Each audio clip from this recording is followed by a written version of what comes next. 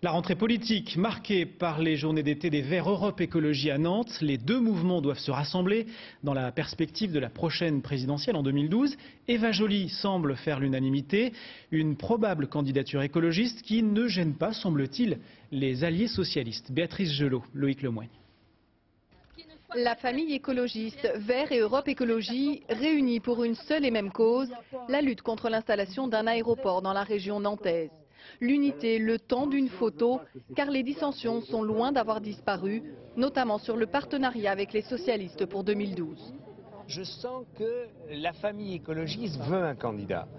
Donc je ne suis pas buté, moi j'accepte la réalité, je dis bon, il faut repenser les choses. Je dis simplement, avant la campagne de 2012, il faut qu'on ait réglé le problème des circonscriptions. Sinon on aura un candidat qui fera peut-être un très bon score et on aura après plus de ministres qu'on a de députés. Et ça ne peut pas marcher, ça veut dire qu'après, il n'y a pas de politique durable. Un candidat en 2012, une condition indispensable pour José Bové, afin de ne pas perdre l'identité d'Europe Écologie. Pour nous, ce qui est fondamental, c'est l'autonomie d'Europe Écologie. Parce qu'on n'est pas soluble dans la droite, dans la gauche ou dans le centre. On a notre propre projet. Et bien ce projet, on peut le mettre en discussion avec des partenaires pour faire une alternative. Invité à Nantes, Pierre Moscovici a bien compris le message. Le socialiste est venu rassurer les écologistes. Les écologistes n'ont pas à avoir peur de nous. Nous ne sommes plus dans l'époque de l'hégémonisme socialiste. Nous prenons en compte cette différence, cette pluralité.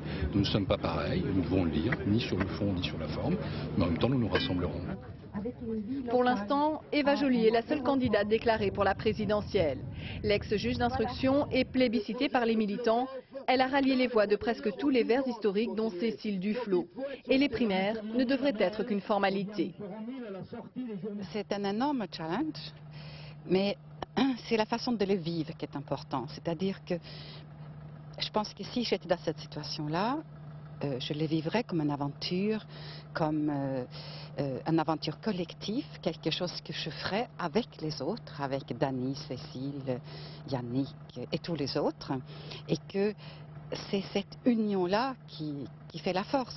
Durant ces journées d'été, les écologistes ont rangé les petites phrases au placard, mais cette bonne entente affichée pourrait être de courte durée.